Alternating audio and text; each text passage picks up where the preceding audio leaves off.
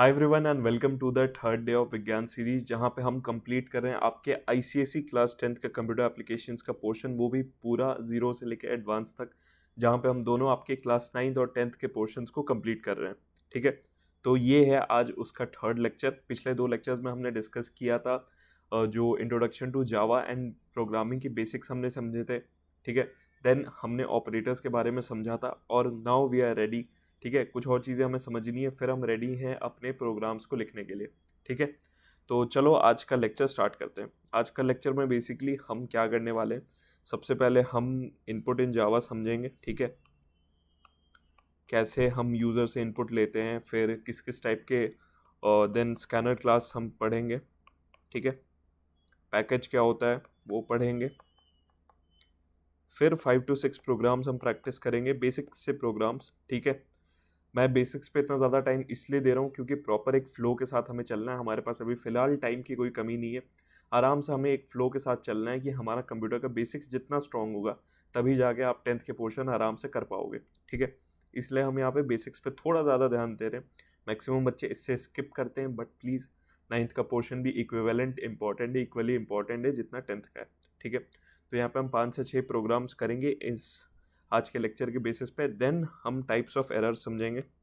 ठीक है, बहुत सारे आप प्रोग्राम अगर लिखोगे तो बहुत सारे आपको एरर्स भी आएंगे। किन किन टाइप्स के एरर्स होते हैं जावा में, उन्हें हम डिस्कस करेंगे।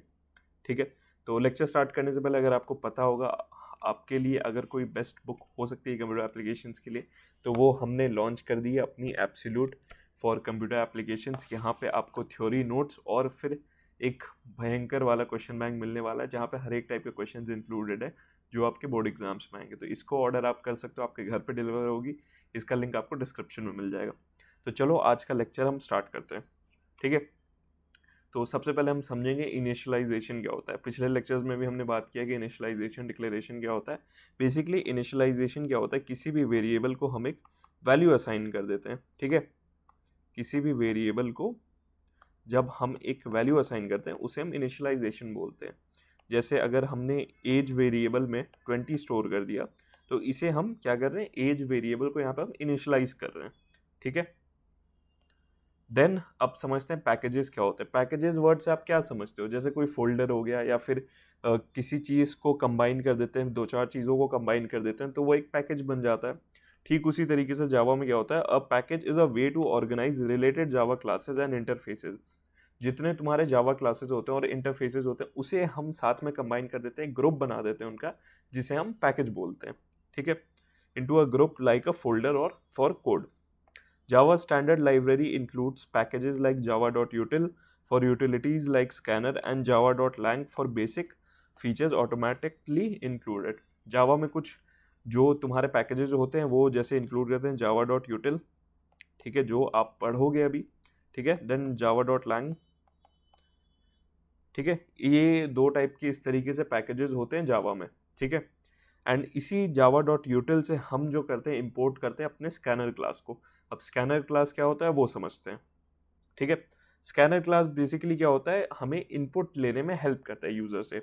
सो scanner class is an input stream, is a way to read data like number और text entered by a user during program execution, typically using the scanner class. ठीक है, ये बेसिकली एक इनपुट स्ट्रीम होता है जो हमें हेल्प करता है वो डेटा रीड करने में, जो भी यूजर इनपुट करेगा कीबोर्ड के थ्रू। ठीक है, the scanner class in the java.util package reads input from sources like the keyboard system.in। ठीक है, अब इसका देखो सिंटैक्स क्या होता है। हमने क्या बात किया कि जो हमारे पास पैकेज है java.util, उस पैकेज से हम क्लास स्कैनर जो रहेगा उसे इंपोर्ट करेंगे। ठीक है, स्कैनर क्लास को हमें java.util पैकेज से इंपोर्ट करना है। सो हर एक प्रोग्राम के स्टार्टिंग में हमें ये चीज़ करना होगा, और वो कैसे होगा, प्रोग्राम के स्टार्टिंग में हमें लिखना होगा import java.util.scanner। ठीक है, ये चीज़ हमें लिखना होगा, जिससे क्या होगा, ये क्या कर रहा है, जो भी तुम्हारा स्कैनर क्लास था वो इंपोर्ट हो जा रहा है java.util पैकेज से। तो ये चीज़ हमें लिखना होगा हर एक प्रोग्राम के अपने स्टार्टिंग में, import java.util.scanner। आई होप यहाँ तक समझ आ गया होगा। ठीक है, अब स्कैनर क्लास के देखो कुछ मेथड्स होते हैं, यूजर को हम इनपुट लेते हैं, इनपुट भी अब डिफरेंट डिफरेंट टाइप्स के होते हैं, यूजर इंटीजर वैल्यू डाल सकता है या फिर डबल वैल्यू या फिर कैरेक्टर डाल सकता है। सो हर एक डेटा टाइप के लिए अलग से हमें स्कैनर मेथड्स दिए रहते हैं, ठीक है। सो इस टाइप के हो गया, नेक्स्ट शॉर्ट हो गया, देन नेक्स्ट शॉर्ट क्या करता है, reads a short integer, next int क्या करता है, इंटीजर वैल्यूज को रीड करता है, जो मैक्सिमम टाइप आप यही यूज करोगे, नेक्स्ट इंट, ठीक है। फिर नेक्स्ट लॉन्ग हो गया, नेक्स्ट फ्लोट हो गया, नेक्स्ट डबल, नेक्स्ट लाइन और नेक्स्ट कैरेट, ठीक है। सबका अलग अलग फंक्शन है, ज़्यादातर आपको ये आप पढ़ सकते हो नोट्स में से, बट ज़्यादातर हमें यहाँ पे देखने को मिलेगा नेक्स्ट इंट, ठीक है, नेक्स्ट इंट या फिर नेक्स्ट डबल। जब भी हम यूजर से इनपुट लेंगे, इन स्कैनर मेथड्स का हम यहाँ पे यूज कर रहे होंगे, ठीक है। अब स्कैनर मेथड्स का हम यूज कैसे करेंगे वो भी मैं बता देता हूँ। जैसे कोई भी आपका फॉर एग्जांपल हम सर्किल का अगर प्रोग्राम कर रहे हैं, उसमें एरिया एक वेरिएबल है, उसे हमने यूजर से इनपुट लेना, तो हमें क्या करना होगा, int area is equal to OBJ dot next int, ठीक है। अब ये ओबीजे क्या है, ठीक है। नेक्स्ट इंट तो आप समझ गए होगे, ये स्कैनर क्लास है, हमारा स्कैनर मेथड है जो हमने अभी यहाँ पे यूज किया इंटीजर वैल्यू को रीड करने के लिए। बट ओबीजे क्या है वो हम पहले बात करते हैं, ठीक है।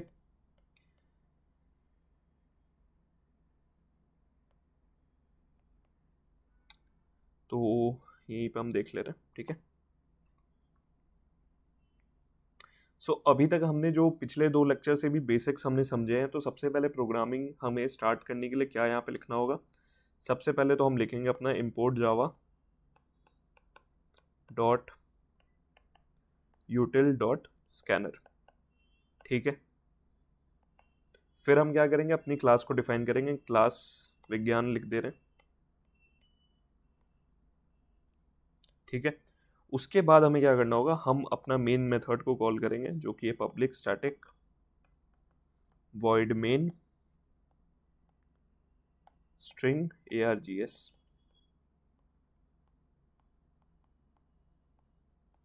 ठीक है। उसके बाद हम क्या करेंगे, हम अपने स्कैनर क्लास को कॉल करेंगे, जो करेंगे scanner OBJ is equal to new scanner system dot in, ठीक है।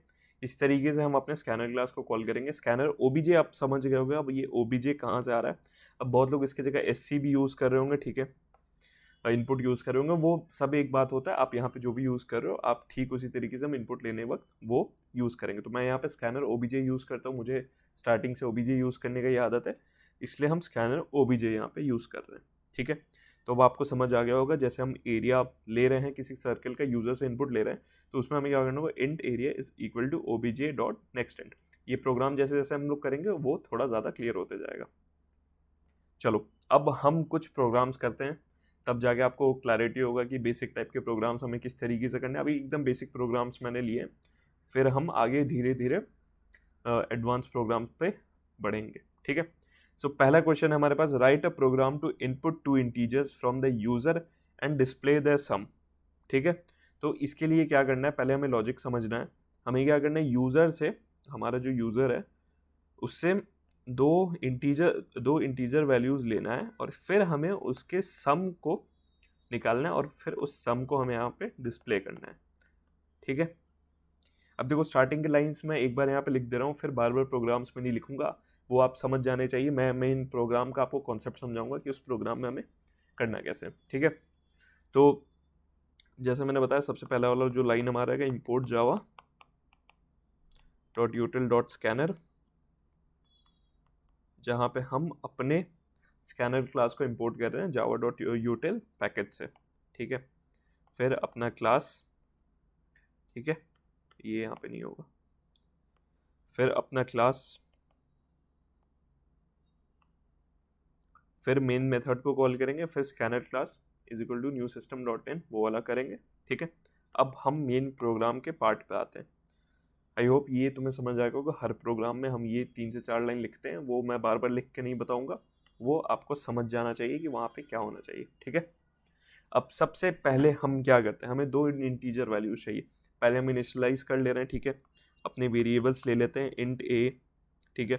फिर इंट बी, दो इंटीजर्स के लिए हमने वेरिएबल्स ले लिया। एक तीसरा वेरिएबल भी हमें लेना होगा, क्योंकि इन दोनों को जो सम स्टोर होगा वो भी तो एक थर्ड वेरिएबल में होगा, और वो थर्ड वेरिएबल भी किस टाइप का होगा, वो भी इंटीजर टाइप्स का ही होगा, ठीक है। तो एक वेरिएबल सम नेम से हम यहाँ पे ले रहे हैं, ठीक है। तो ये हमारे 3 वेरिएबल्स हो गए जो हमें इस प्रोग्राम में चाहिए होंगे। अब हम यूजर को बोलेंगे कि आप पहला नंबर हमें इनपुट करो और फिर सेकंड नंबर इनपुट करो। इसके लिए हम क्या कर सकते हैं, हम एक स्टेटमेंट प्रिंट कर सकते हैं कि जब भी आउटपुट प्रिंट होगा टर्मिनल में हमें क्या शो होगा, एक यूजर के पास एक मैसेज आएगा, please enter first number, please enter second number, और फिर यूजर इनपुट कर पाएगा। वो कैसे हम कर सकते हैं, अब वो हम करेंगे अपने system dot out dot println, ठीक है। यहाँ से हम, आपको पता होगा हमें कोई भी स्टेटमेंट प्रिंट करना होता है तो system dot out dot println हम यहाँ पे यूज करते हैं। तो यहाँ पे हम लिखेंगे, पहले इसे इरेज करते रहे, हम यूजर को बोलेंगे एंटर फर्स्ट नंबर,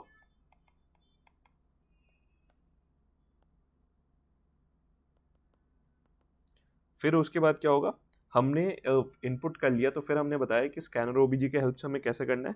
हमें क्या करना है, यहाँ पे लिखना है ए को हमने देखो ऑलरेडी इनिशियलाइज कर दिया था, तो इंट ए यहाँ पे नहीं लिखेंगे, डायरेक्ट लिखेंगे a is equal to OBJ dot next int, ठीक है। फिर हम एक और स्टेटमेंट लिखेंगे, यूजर को बोलेंगे कि आप सेकंड नंबर इनपुट करो, यहाँ पे system dot out dot println enter second number,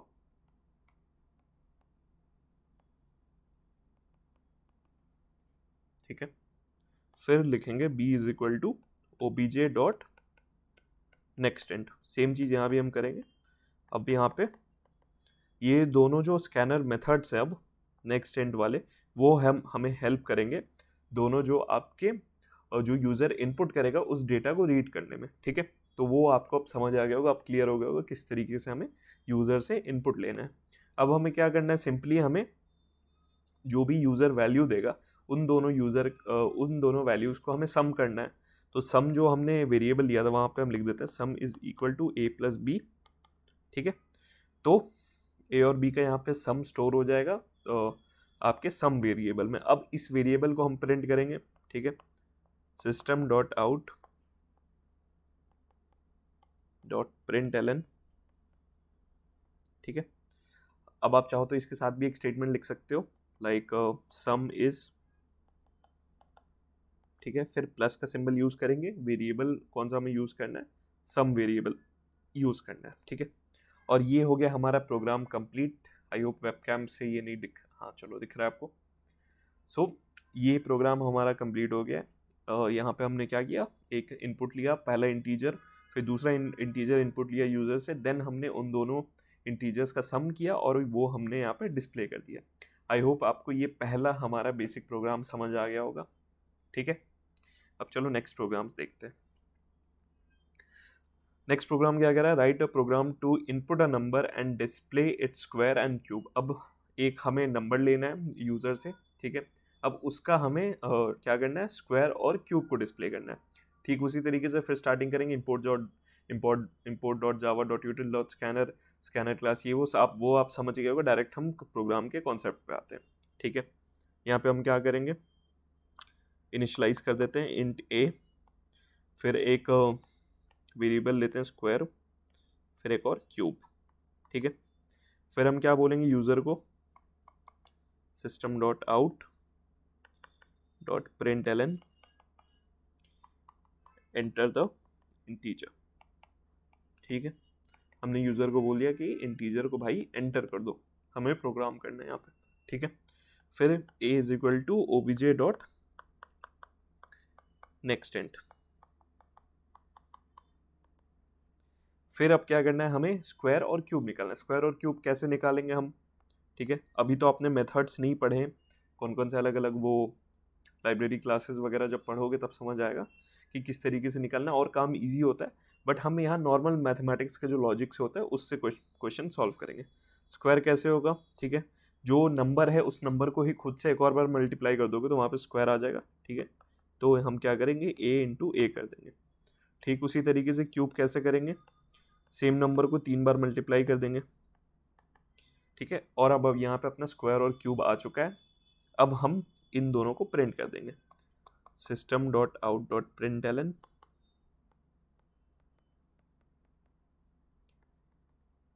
square is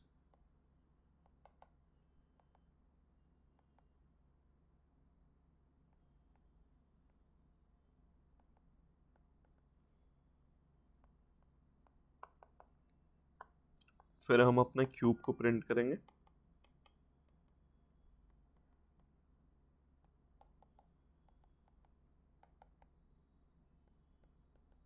ठीक है। तो ये हमारा प्रोग्राम कंप्लीट हो गया। यहाँ पे हमने एक नंबर लिया, उसका हमने स्क्वायर निकाला, उसका हमने क्यूब निकाला, ठीक है। फिर स्क्वायर को हमने प्रिंट कर दिया और क्यूब को हमने प्रिंट कर दिया। देखो बेसिक्स पे मैं इतना ज़्यादा ध्यान इसलिए दे रहा हूँ क्योंकि जितने आप प्रोग्राम कर लो अपने आप स्कूल में कर लो, आपके स्कूल के टीचर्स क्या करते हैं, आपको 10 टाइप के प्रोग्राम वो बताएंगे, ठीक है। वो 10 टाइप आप सॉल्व कर पाते हो, वही 10 टाइप के आपके स्कूल वाले एग्जाम्स में आ जाते हैं। तो आपको लगता है कि आपका कंप्यूटर एप्लीकेशंस हो गया है, आपका लॉजिक बिल्ड हो गया है। बट होता क्या है, आपके जो बोर्ड एग्जाम्स होते हैं आपको एकदम नए क्वेश्चंस देखने को मिलेंगे, तो फिर आपका लॉजिक तो यार बिल्ड हुआ नहीं रहता। आपको तो आदत होती है कि वही 10 क्वेश्चन हमें मिल जाए जो स्कूल में कराए गए हैं, ठीक है, जिस वजह से आपका नहीं हो पाता है सॉल्व। तो हमें यहाँ पे लॉजिक बिल्डिंग पे हमें ज़्यादा फोकस करना है। स्टार्टिंग से ही लॉजिक बिल्डिंग पे जितना ज़्यादा फोकस करोगे, कैसे प्रोग्राम इसी नॉर्मल सिंपल से प्रोग्राम को ना बहुत ही कॉम्प्लेक्स तरीके से पूछा जा सकता है, ठीक है। तो इसलिए अगर आपका लॉजिक अगर अच्छे से बिल्ड होगा तो किसी भी टाइप का प्रोग्राम मैं दे दूँ, 5 तरीके का ही मैं भले प्रैक्टिस कराऊँ बट किसी भी तरीके का प्रोग्राम दे दूँ आप सॉल्व कर पाओगे, ठीक है। तो हमें लॉजिक बिल्डिंग पे ज़्यादा ध्यान देना है यहाँ पे। अब एक और क्वेश्चन करते हैं, write a program to input the length and breadth of a rectangle and display its area and perimeter, ठीक है। सबसे पहले एरिया एंड पेरीमीटर का फॉर्मूला क्या होता है, रेक्टेंगल का आपको पता होगा, एरिया का होता है लेंथ इंटू ब्रेथ, और फिर पेरीमीटर का होता है 2 इंटू लेंथ प्लस ब्रेथ, ठीक है। आई होप मैं गलत नहीं होऊंगा, यही होता है फॉर्मूला। चलो अब हमें क्या करना है, इनपुट क्या लेना है यूजर से, लेंथ एंड ब्रेथ। तो अब हम अलग अलग स्टेटमेंट नहीं देंगे, हम डायरेक्ट स्टेटमेंट दे देते हैं, एक सिंगल स्टेटमेंट की system.out.println, ठीक है। अच्छा पहले इनिशियलाइज कर ले रहे हैं, ठीक है, इंट लेंथ ब्रेथ, ठीक है, एरिया एंड पी, ठीक है। जो हमें वेरिएबल्स का नीड है उन्हें हमने यहाँ पे इनिशियलाइज कर लिया। अब चलो प्रोग्राम करते हैं। सबसे पहले अब देखो हर जगह में system.out.println नहीं लिख रहा, यहाँ पे हम क्या लिखेंगे, SOPLN। आप भी शॉर्ट फॉर्म में यही यूज़ करते हो स्कूल्स में, आई नो, बट एग्जाम में प्लीज़ मत यूज़ करना SOPLN, पूरा स्टेटमेंट हमें वहाँ पे लिख के आना है, ठीक है। तो system.out.println का ये मैं शॉर्ट फॉर्म यूज़ कर रहा हूँ, एंटर लेंथ, ठीक है। फिर क्या होगा, length equal to obj dot next int, ठीक है। फिर SOPLN एंटर ब्रेथ,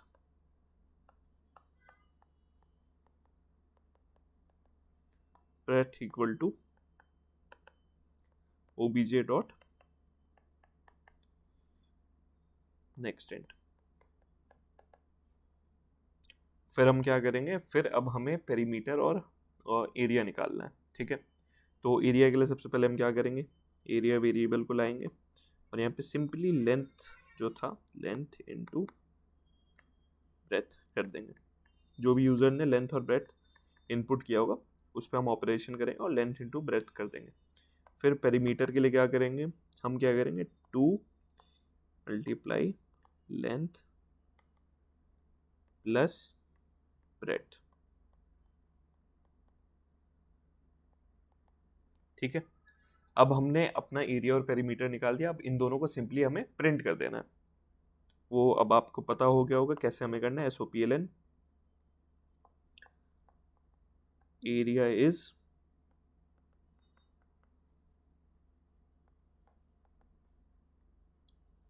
और देखो यार ये सारे प्रोग्राम्स है ना, लास्ट में मैं कर्ली ब्रेसेस डालना भूल गया, तो ये चीज़ आपको नहीं करना है। स्टार्टिंग में जितने आपके कर्ली ब्रेसेस होंगे वो यहाँ पे एंड कर देना, नहीं तो मार्क्स कट जाएंगे, सिंपल सी बात है। और ये सारे क्वेश्चंस है ना, मैं अभी ड्राई रन आपको करके नहीं दिखा रहा, पहले बेसिक हम यहाँ कॉपी पेन पे ही कर रहे हैं। आने वाले लेक्चर्स में हम VS कोड या फिर ब्लूजे जो आप बोलो उस पर हम ड्राई रन करके भी आपको दिखा देंगे, ठीक है। तो अभी हम फिलहाल के लिए कॉन्सेप्ट अपना बिल्ड कर रहे हैं यहाँ पे स्लाइड्स की हेल्प से ही, ठीक है। तो एरिया प्रिंट कर दिया, फिर हमने SOPLN पेरीमीटर प्लस P, ठीक है। और ये हमारा प्रोग्राम हो गया समाप्त। सिंपली हमने यूज़र से लेंथ लिया, ब्रेथ लिया, फिर हमने उससे एरिया निकाला और उसका पेरीमीटर निकाला और दोनों को हमने यहाँ पे प्रिंट कर दिया। आई होप ये प्रोग्राम आपको समझ आ गया होगा। चलो एक और प्रोग्राम देखते हैं। Write a program to input the radius of a circle and calculates its area and circumference, ठीक है। और यहाँ पे हमें पाई का वैल्यू भी दे दिया है। तो सिंपली हमें क्या करना है, एरिया का पहले फॉर्मूला क्या होता है, वो होता है पाई आर स्क्वायर, और सर्कमफेरेंस का होता है 2 पाई आर, ठीक है। आई होप ये चीज़ आपको पता होगा फॉर्मूला क्या होता है यहाँ पे हमारा। अब नेक्स्ट हम क्या करेंगे, हमें यूज़र से इनपुट लेना होगा। इनपुट रेडियस के लिए मैं आर वेरिएबल यहाँ पे यूज़ कर रहा हूँ, फिर एरिया एंड सर्कम, ठीक है। ये हमने अपने वेरिएबल्स का नाम ले लिया। अब हम क्या करेंगे, यूज़र को बोलेंगे भैया प्लीज़ हमें रेडियस दीजिए, ठीक है। एंटर रेडियस,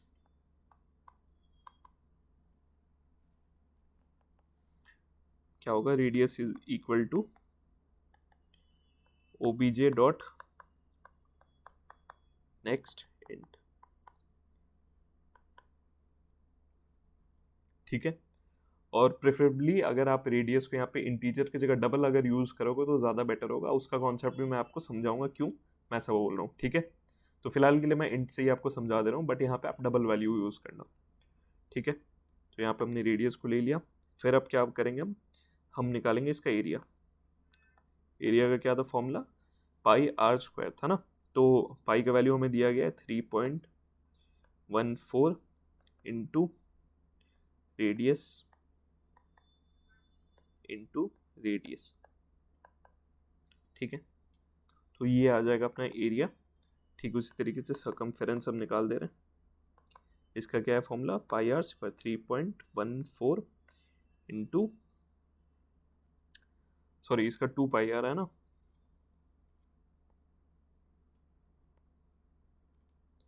तो हम क्या करेंगे 2 मल्टीप्लाई पाई 3.14 इंटू रेडियस। तो यहाँ पे हमने एरिया और सर्कमफेरेंस भी निकाल दिया। अब हम क्या करेंगे, दोनों को प्रिंट कर देंगे सिंपली। SOPLN एरिया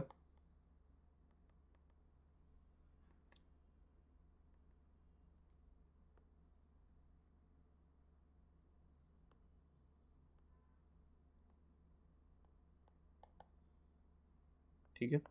फिर हम अपना सर्कमफेरेंस को प्रिंट करेंगे, सर्कमफेरेंस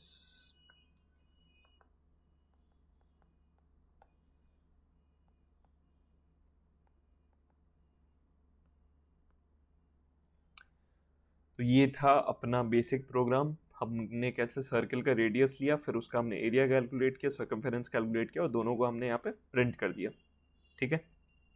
अब एक और क्वेश्चन देखते हैं। Write a program to input 2 numbers and display the result of the following operations, addition, subtraction, multiplication, division and modulus. अब ये जो प्रोग्राम है ये आप खुद करोगे। हमने एडिशन पे ऑलरेडी कर लिया है, ठीक है, कैसे एडिशन करना है। अब एक ही प्रोग्राम में हमें सब्ट्रैक्शन भी करना है, मल्टीप्लिकेशन भी करना है, डिवीजन भी करना है और मॉड्यूलस भी करना है। सेम प्रोग्राम है, तो सेम प्रोग्राम मैं यहाँ पे नहीं कर रहा, आपको ये एज अ होमवर्क समझ लो, ठीक है। ये प्रोग्राम आपको करके आना है, ठीक है। और कमेंट सेक्शन में ज़रूर बताना कौन कौन कर रहा है इस प्रोग्राम को। तो इस प्रोग्राम को तुम्हें प्रैक्टिस करके आना है। नेक्स्ट अब देखते हैं एक और last program. Write a program to input marks of 3 subjects and display the total and average. अब हमें 3 सब्जेक्ट्स का मार्क्स को इनपुट लेना है और फिर उन तीनों सब्जेक्ट का हमें टोटल लेना है और फिर एवरेज लेना है, ठीक है। तो यहाँ पे सबसे पहले अपने हम वेरिएबल्स ले लेते हैं। सब तीनों सब्जेक्ट के लिए मैं S1 S2 S3 इस टाइप से वेरिएबल ले रहा हूँ, ठीक है। फिर टोटल एंड एवरेज,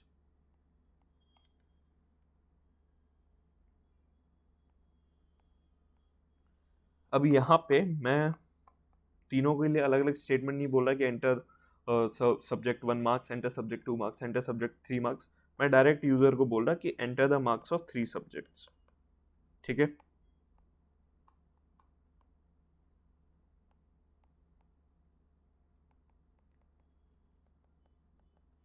फिर हम क्या करेंगे, S1 is equal to obj dot next int.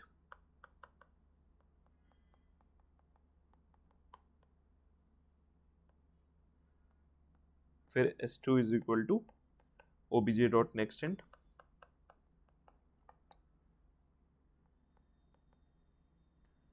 S3 is equal to obj dot next int. ठीक है, अब हम टोटल करेंगे तीनों का। टोटल कैसे होगा, simply S1 plus S2 plus S3।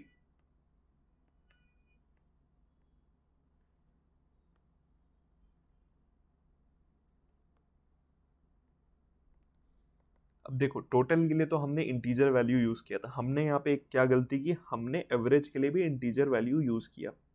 ठीक है, तो इससे देखो होगा क्या, इनकेस मान लो अगर तीनों का एवरेज हमारा कोई डेसिमल वैल्यू में आता है, ठीक है, जैसे 22.4 आता है, तो इंटीजर में अगर आपने डबल लिया होगा तो प्रिंट सिर्फ 22 यहाँ पे होगा, 22.4 डेसिमल हट जाएगा।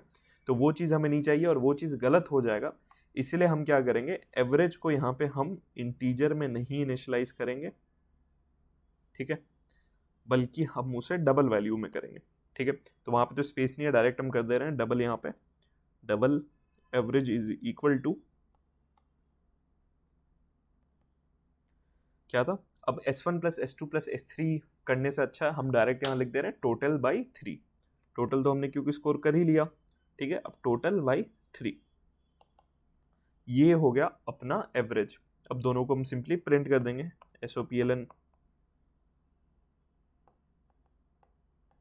टोटल मार्क्स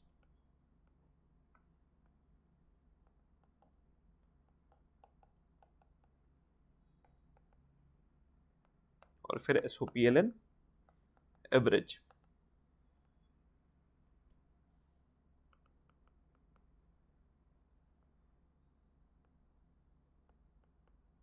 यहाँ से क्या हुआ, ये चीज़ आप समझ गए होगे। एक छोटा सा मिस्टेक हमारा प्रोग्राम यहाँ पे गलत कर सकता था, जो कि था हमें एवरेज को यहाँ पे हमने इंटीजर में लिया था, बट हमें उसे डबल में लेना है। ठीक है, आई होप ये चीज़ समझ आ गया होगा आपको कि किस तरीके से ये वाला प्रोग्राम होगा।